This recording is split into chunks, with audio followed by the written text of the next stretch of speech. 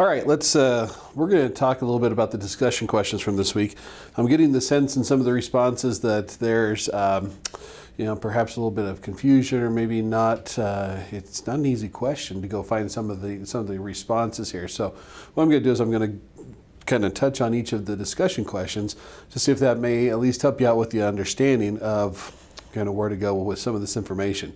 So first discussion question is about our secretarial position. And I asked the question of where do you go to find out how much that you pay for a secretarial position? And this response would go for just about any position that you're talking about.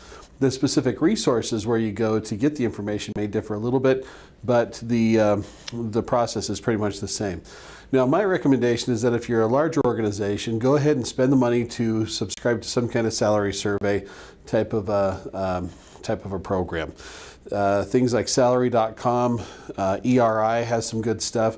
If you're a larger organization, it's worth the money to go ahead and just do that. It saves you time, it saves you money, and it saves you frustration too over the long run. Now, many of you have perhaps gone out to Bureau of Labor Statistics to get some average salaries, and that's okay, but keep in mind that they're taking into account organizations that go from 2 employees up to 2,000 or 20,000 employees in many cases. They don't do a tremendously good job with differentiating the different factors of compensation, right? Because the amount of pay that you're going to give to a person for a given position is going to depend on your industry, it's going to depend on where you're at geographically, right? Metro areas are going to pay more than rural areas, for example.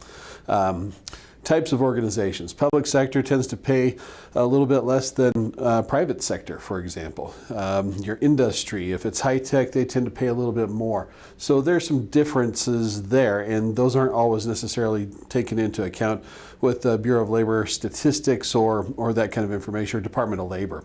So Salary.com, what they do is they consistently gather data from thousands and thousands of employers, and they collect it all and merge it together. So you can then differentiate it by type, by size, by what your geographic location is, what your market scale is, et cetera, et cetera. All right, now one thing that you want to be aware of is the free information, because when it comes to data and it comes to salary information especially, you get what you pay for. And so if you go out there to monster.com, careerbuilder.com, some of the other places that have free information, plug in this type of position, go ahead and tell me where you're at. It gives all the questions to make you think that the information is going to be valid, but in the end it really isn't, because let's say, hey, how much should an HR manager make? You fill out the information, you put in all the specs, and in the end what they're going to give you is a range between like $35,000 and $85,000. That's not very specific at all. It's not going to help you out that much. Some other sources that you may consider include doing your own salary survey. You're not going to get that good of results in most cases anymore, because most people are pretty stingy with their data as it pertains to employee data. Some other sources may be out there that you can dig through. You can ask your neighbors around. If you're a tiny employer, you may have to go with some of the information that we've been talking about, because you just can't afford to pay for a subscription to Salary.com or ERI. However, there are some good sources out there. Just be sure that you be very, very careful with the free stuff, because the validity and the reliability of that data is typically pretty rough. So just keep that in mind.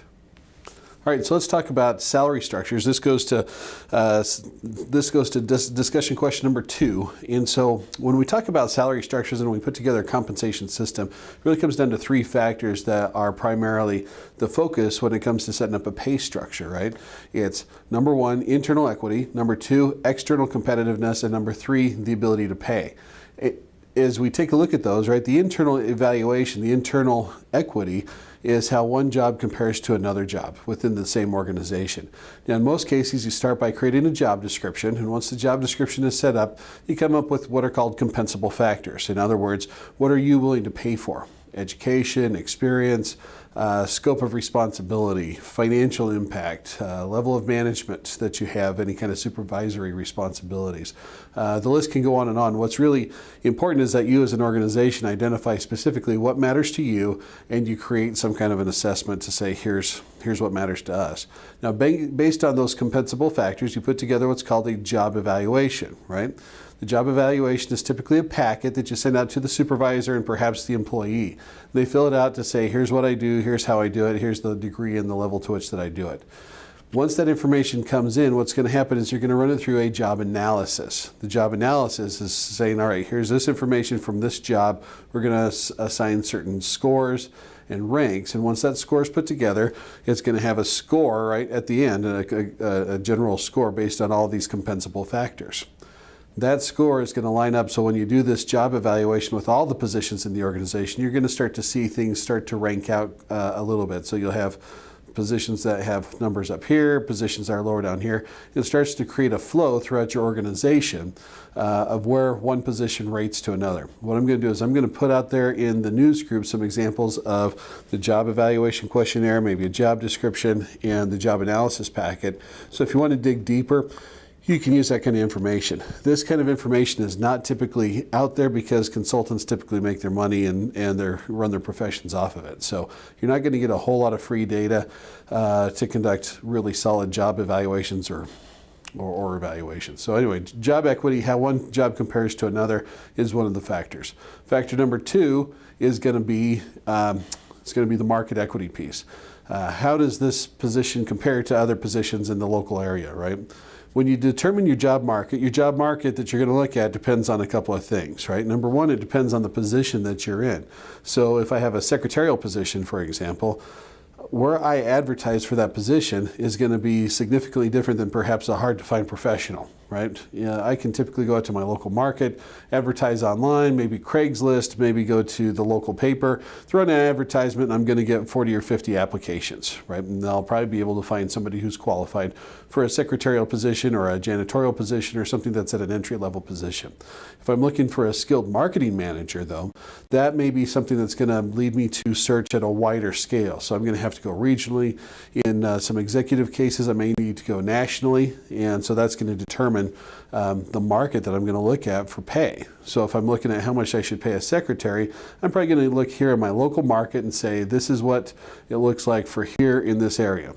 Even though we're 20 minutes away from a larger area, right? So if I'm in Coeur d'Alene, Spokane is about a half hour away. Even though that's the case, the wages in Spokane, because it's Washington and not Idaho, are going to be significantly higher than they are here in Idaho. And so when I look for a secretarial position, for example, I'm going to go out and say, what should I pay for a secretarial position here in Coeur d'Alene? That makes sense. If I'm going to a marketing manager, then I may go out there to Spokane, I may go down to Boise, I may go into Missoula, Montana, may go some other places there. If I'm looking for an upper director or an executive position, I may take a look at all of the West Coast, or I may go national too, and that creates some different obstacles and opportunities for me to take a look at as I determine what's my market. So for a secretarial position, I'm going to say, how much should I pay them here in Coeur d'Alene? For a marketing manager, I may say, how much do I need to pay that person to attract what I need here in the Pacific Northwest? If I'm looking for a president or a vice president, then I'm going to go nationally and say, hey, what's it going to cost me to be able to attract the best person for this particular position from across the country? So those are some different factors. So again, factor number 1, internal equity. Factor number 2 is external competitiveness, how competitive we want to be. The third factor is our ability to pay. If we're not making very much money, we can't afford to pay very much money. However, if we are doing exceptionally well, understand this: the more you pay, the better the employees you typically can attract.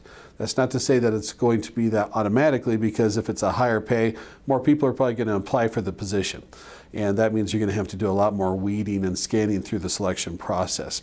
At the same time, as you go through that process and you determine where do you want to be, hey, if you want to just meet the market because, hey, we can get what we need to find just by matching the market, that's great.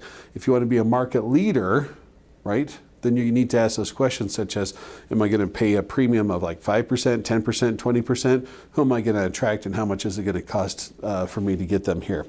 The third, the other factors that you have to take into account is, am I going to be at a lagging position, right? Is my salary going to lag behind what the market should be?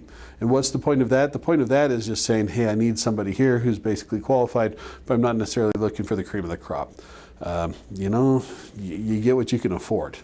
For you to go out and pay a whole lot of money that you can't afford doesn't make sense, because pretty soon you won't be able to afford to pay them for very much longer. So anyway, that's one of the factors there. Now, how you do it and how you put that structure together is really up to you. There are so many different ways to put a pay structure together. The most common kind is to come up with some kind of range, right? Saying here's a minimum, here's a maximum, here's the midpoint. Where you hire them is really up to you. And hey, maybe you'll hire them across the entire pay range depending on their qualifications. Other organizations only hire up to the midpoint and then they continue to progress. Once the grades are established, right, once they set up some pay grades, how they move through the pay grades is again up to the organization.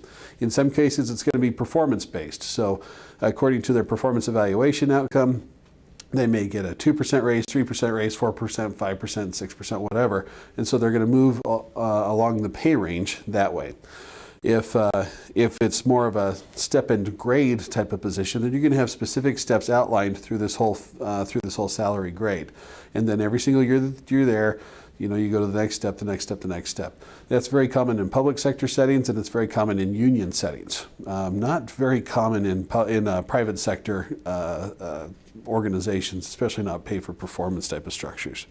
So anyway, those are just some thoughts and ideas there. All right, let's go to number 3. Number 3 says, what are the most common pay structures? We did actually have a number of answers on this, and that's great. I think I already mentioned the pay grade, and usually there's some kind of grade that's established with most organizations. Now, how many grades they are and how wide they are, how many positions fit within those, that's a whole different course. That's a compensation course. I know you may have had that compensation course already. If not, and you want some additional information, just let me know. But really, how you structure that is more of an art than a science. So you're not going to see pay structures that are equivalent from one organization to the next. That'd make it a whole lot easier, but it just doesn't work that way. Typically, the most common pay structures are, again, built with some kind of pay grade. Now, on the administration side, it's like I mentioned before, there are typically 3 different ways that you're going to do that, right, in terms of administration. So year to year, you may take a look at a cost of living adjustment, right? Or that, what's the CPI, right? The Consumer Price Index. What's the inflationary factor? So an organization may just give everybody 3% more, 2% more to account for inflation for the past year. That may be an option. Performance-based structures are pretty common, especially in private sectors, where based on your performance evaluation, then you can advance through the pay range. In other cases, it may go back to that step and grade model that we talked about in my last response, which is really saying, for every grade, here are different steps that are along the way. Wherever you start, you're step 3, step 4, step 5. Wherever you start, that's where you start. And every single year, then you move to the next one. You move to the next one, you move to the next one. Those are typically not performance-based. They're typically time in service-based, which means it's very much an entitlement program that, hey, I've kept my seat warm long enough, I deserve a pay increase, and so I go to the next step. That's how that gets administered in most cases. All right, let's go to number 4 here, just to wrap this thing up. I didn't want it to take too long, but it looks like it's going to take longer than I thought to go through some of these. So my apologies, but at the same time, I hope this clarifies some things. Where do you go to keep up on information related to HR? There are 3 places that I would strongly recommend that you tap into, and you tap into right away. First one is SHRM. That's the Society for Human Resource Management. SHRM.org, SHRM.org, is that's the quintessential HR association in the United States. If you're in HR right now, you should be part of SHRM. If you're planning on going into HR, you need to be part of SHRM. For students, they have a special student rate, and I think it's still about $35. For professionals, it's about $160, or may have gone up to $180 per year. I'm not sure. But if you're in HR, they definitely have the leading source of all kinds of information related to HR stuff, and it's a great location. Second place I recommend is BLS.gov. That's the Bureau of Labor Statistics, BLS.gov. It's a phenomenal resource for all kinds of data produced by the government.